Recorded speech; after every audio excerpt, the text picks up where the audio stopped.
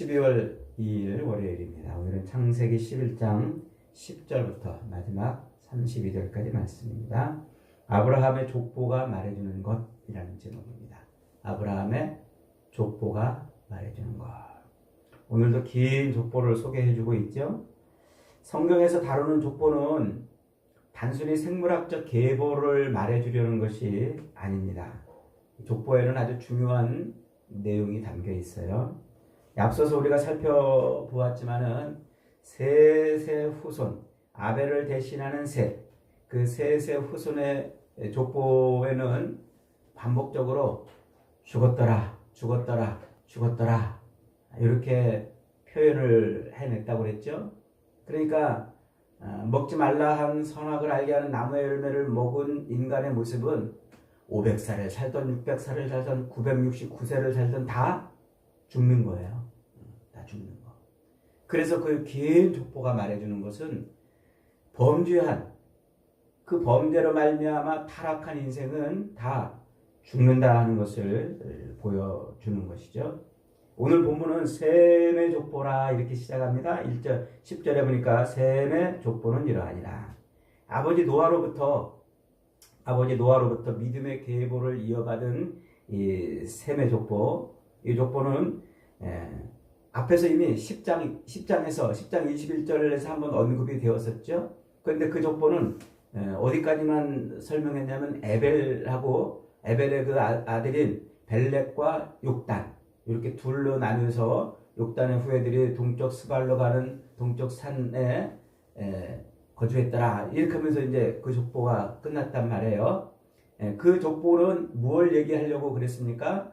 지금 우리가 읽은 이 10절부터 있는 이 족보 바로 전에 나오는 이 바벨탑의 이야기를 하려고 그 족보는 거기까지만 설명을 해낸 거예요. 그러니까 그 족보는 이 에벨을 통해서 이제 사람들의 문화가 나뉘어졌다는 것을, 하나님을 대적하는 바벨의 문화가 세상에 흩어지고 번성했다는 것을 말해 주려고 하는 것이었습니다. 자, 그런데 오늘은 이제 여기에서 셈의 족보, 셈으로부터 시작되는 이 족보가 어디까지 이어지냐면은 쭉 이어져 가지고 아브라함까지 이어지고 있어요.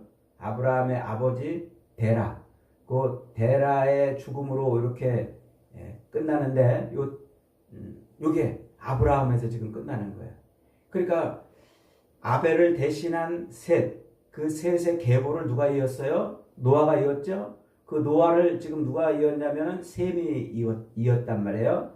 그 셈의 족보가 지금 어디까지 이어지는가 하면은 아브라함까지 이어지고 있다. 그 얘기예요. 그러니까 오늘 이 족보는 누구의 족보입니까? 아브라함의 족보라 이 얘기입니다. 아브라함의 족보. 결국은 요 셈의 10대 후손인 아브라함 이야기를 꺼내고 싶어서 여기까지 족보를 이어간 것이죠. 그러니까 성경에서 이 족보들은 매우 중요한 위치를 차지하고 있는데, 특별히 이제 이 족보들 중에서 이 아브라함을 언급하는 족보들이 많이 등장을 해요. 그래서 그 족보의 기둥을 아브라함으로 이렇게 세워놓고 있습니다. 왜냐하면 이 아브라함은 여자의 후손으로 오시는 예수 그리스도, 그 예수 그리스도가 실질적으로 이 땅에 태어나는 혈통을 이어주는 족보이기 때문에 그래요. 그래서 아브라함의 족보는 실질적으로 이 땅에 여자의 후손으로 오실 그 예수 그리스도가 이 땅에 혈통적으로 등장하는, 이어주는 그런 족보이기 때문에 아브라함의 족보를 중요하게 다루고 있습니다. 그래서 저 역대상 1장에 가면은요, 역대상하 이렇게 있는데, 그 역대기는 바벨론에서 포로로 돌아온 다음에 기록된 백성들의 삶을 기록한 성경이에요. 근데 그 역대기 1장에 보면 1장부터 9장까지 긴 장을 족보 이야기로 다 채워갑니다. 우리가 이제 그 역대기를 가면은 지루하리만큼 누구 이렇게 족보 이야기를 쭉 이어가는데 9장까지 그 긴 장을 통해서 말하고 싶은 게 뭘까요? 아브라함의 후손인 유다 백성들. 그 유다 백성들이 바벨론의 포로로 잡혀가서도 바벨론과 섞이지 아니하고 순수한 혈통을 가지고 돌아왔다. 그 얘기를 하는 거예요. 그 바벨론의 포로로 잡혀가서 거기서 70년을 살았지만 그러나 그들이 거기서 혼합되지 않고 섞이지 않고 순수한 혈통을 갖고 돌아왔다는 것을 그걸 말하고 싶어서 그 긴 장을 통해서 족보를 설명을 해주고 있는 것이죠. 그래서 결국은 영적인 교회, 하나님의 백성들, 영적인 하나님의 백성들을 예표하는 요 유다 백성들, 하나님의 백성들, 그 백성들이 끝내는 세상에 살고 있지만 육신의 삶을 사는 동안 세상에 살고 있지만 세상과 섞이지 아니하고 결국은 예루살렘으로 귀환하는 이 그림이 성경의 요한계시록의 마지막 그림이란 말이에요. 그러니까 이것을 실제적으로 이 땅의 이야기를 통해서 하늘의 이야기를 보여주는 거예요. 그러니까 이 아브라함의 족보는 아주 대단히 중요하죠. 그 다음에 또 성경에 등장하는 이름 중에 다윗이 또 등장하고 이 다윗의 족보도 상당히 중요하게 다뤄요. 구약 성경에서. 특별히 룻기서에 가면은요. 룻기서는 4장밖에 안 되는 짧은 장인데 그 4장 끝에 가면은 그 대여섯 절밖에 안 되는 그 짧은 절에 족보가 등장해요. 근데 그 족보는 이 사람이 몇 명 등장하지 않는데 기간은 1000년 이상의 기간을 설명해 주고 있습니다. 그 룻기에서 그렇게 짧은 절을 통해서 긴 기간의 모든 역사를 압축해 가면서 그 족보 끝에 누구를 소개하냐면 다윗을 소개해요. 다윗을. 그러니까 룻기서에 등장하는 그 족보는 다윗의 족보란 말이죠. 왜 다윗의 족보를 설명합니까? 바로 다윗이 이 땅에 오실 여자의 후손으로 오시는 그 예수 그리스도의 모형이기 때문에 그래요. 모형. 그래서 예수 그리스도의 그 모형으로 등장한 그 다윗을 성경에서 그렇게 중요하게 다루고 있는 거예요. 그 다음에 그 아브라함과 그 다윗을 구약 성경에서 그렇게 족보로 세워놨던 그 아브라함과 다윗을 한 족보에 같이 묶는 때가 나오죠. 그게 어디입니까? 그게 마태복음 1장이에요. 마태복음 뭐라고 시작합니까? 아브라함과 다윗의 자손 예수 그리스도의 족보라 이렇게 시작을 하잖아요. 그 구약 성경의 그 긴 역사, 아브라함부터 시작되는 그 모든 긴 역사를 아브라함과 다윗의 자손 하면서 묶어내는 거예요. 이것이 바로 여자의 후손으로 오시는 예수 그리스도의 그 혈통, 그 혈통적 족보가 어떻게 이어지는지를 설명하려고 그러는 것이죠. 아브라함과 다윗의 자손 예수 그리스도의 족보라 하고 시작하면서 그 족보의 끝이 어디로 이어집니까? 그게 이제 요한계시록 마지막 어린 양의 생명책으로 이어지는 거예요. 어린 양 대신 예수 그리스도의 그 생명책, 그 어린 양의 피로 기록된 그 생명책이 바로 그리스도의 족보인 거예요. 거기에 누가 들어갑니까? 어린 양의 피로 자기 옷을 빨아낸 성도들만 그 생명책에 기록이 되는 거잖아요. 그러니까 결국 여자의 후손으로 와서 타락한 그 죄악된 죽음의 삶에서 건져져서 생명을 얻는 사람들은 누구냐면은 그 어린 양의 피에 자기 옷을 빨아낸 사람들만 족보에 올라가는 거예요. 그들만 생명을 얻는 것이죠. 이게 성경의 족보에 담겨있는 비밀이고 성경이 족보를 그렇게 중요하게 다루는 이유가 있습니다. 자, 오늘 본문의 이 셈의 족보도 단순히 셈의 그 생물학적 계보를 말하는 것이 아니라 하나님의 그 언약, 여자의 후손을 통해서 우리를 구원하겠다고 하신 그 하나님의 언약이 아벨을 이어서 아벨을 대신하는 셋을 이어서 셋의 계보를 이은 노아와 셈을 이어서 아브라함으로 이렇게 이어져 가는데 이게 지금 생물학적 혈통을 말하려고 하는 것이 아니고 하나님의 언약이 어떻게 이루어져 가느냐, 요거를 보여주려고 그러는 거예요.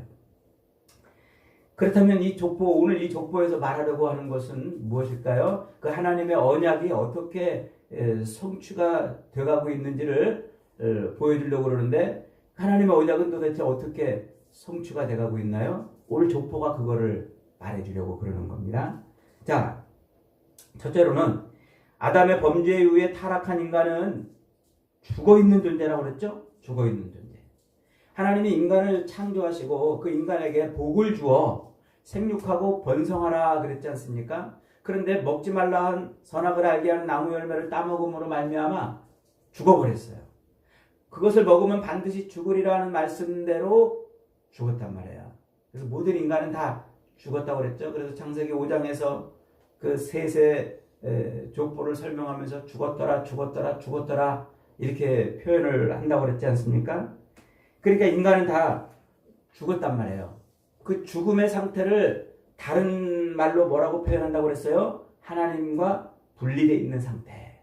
하나님이 떠난 상태라고 이렇게 말한다고 그랬잖아요. 그러니까 인간의 영에서 하나님의 영이 떠나버린 거예요. 떠나버린 거예요. 그래서 생육하고 번성할 수 없는 상태가 되어버린 거예요. 하나님의 백성을 창조해내는 생육하고 번성하는 복을 누려야 되는데 죽어버렸으니까. 그래서 그 죽어버린 인생, 하나님의 영이 들어오지 않고서 출산하고 생육하는 것은 아무것도 의미가 없어요. 그건 살아있는 게 아니란 말이에요. 죽어있는 거란 말이에요. 그러니까 하나님의 영이 없는 상태로 생육하고 번성하는 것은 의미가 없어요. 하나님의 영이 들어올 때, 하나님이 인간에게 다시 들어올 때, 그때 인간에게는 비로소 생육하고 번성하는 것이 의미가 있는 겁니다. 그래서 오늘 족보 끝자락에 자꾸 죽었다는 얘기를 반복하고 있는 거예요. 자꾸. 그래서 아브라함의 형인 하란이 먼저 죽었다는 얘기를 28절에서 하고 있고, 그 다음에 30절에 보면 아브라함의 아내는 생산하지 못한다, 출산하지 못한다, 잉태하지 못한다, 이렇게 생육하고 번성할 수 없는 상태인 것을 말해주고 있죠. 생명의 단절이에요. 그리고 32절에서는 또 데라가 죽어요. 아브라함의 아버지 데라가 죽습니다. 이렇게 죽어있는 존재, 생육하고 번성할 수 없는 그 죽어있는 존재에게 하나님이 오신 거예요. 하나님이 그 언약을 성취하기 위해서 그 언약의 계보를 이어가고 있다는 거예요. 그래서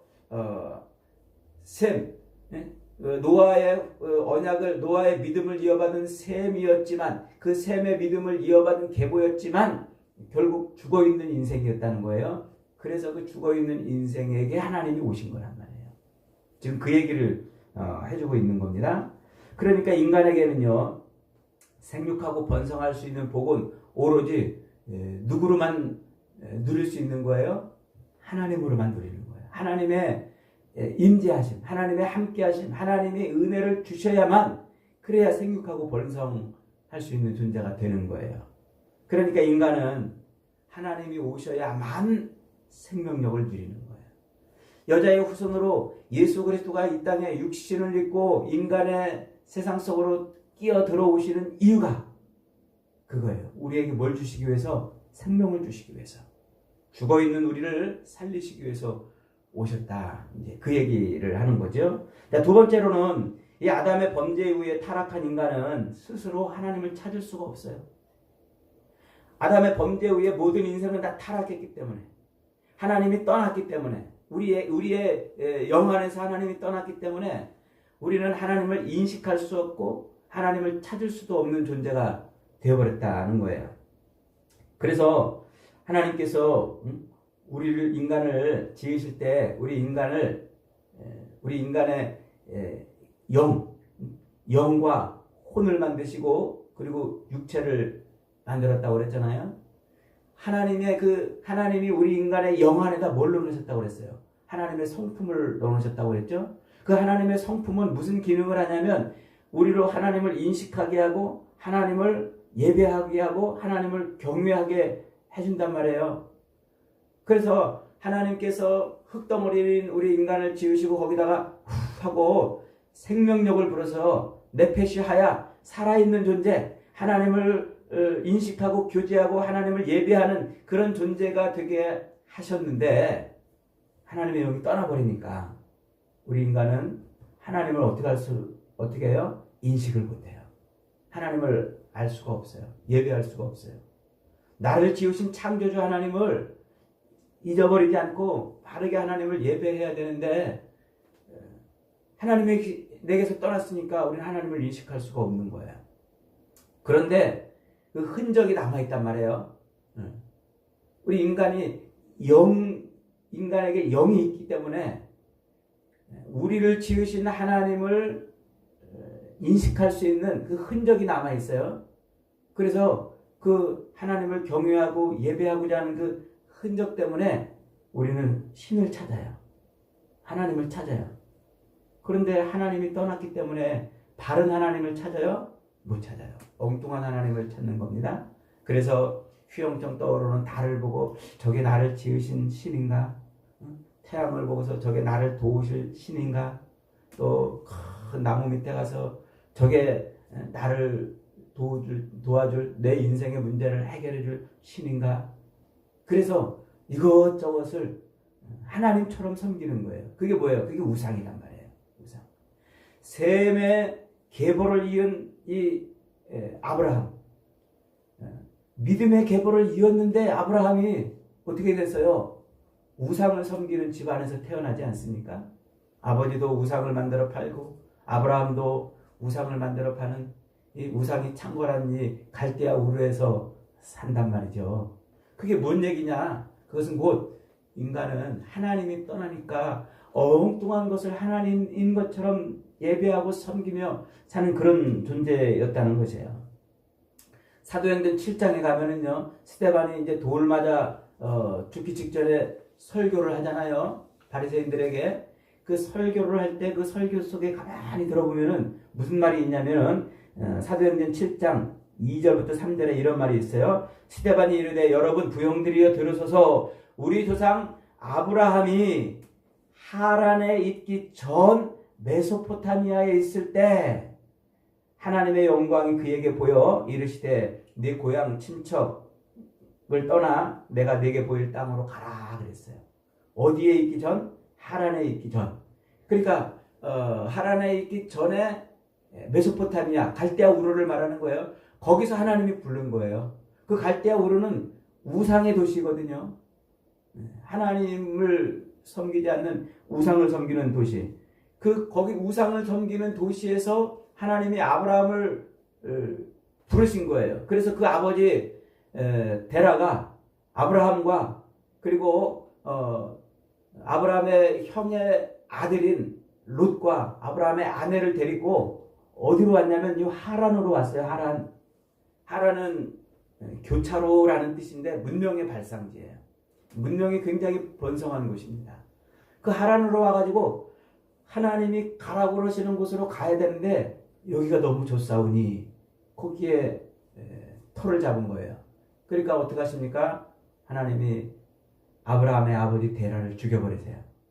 죽여버리고 그리고 아브라함으로 하여금 정신 차려서 다시 갈 바를 알지 못하지만 가라.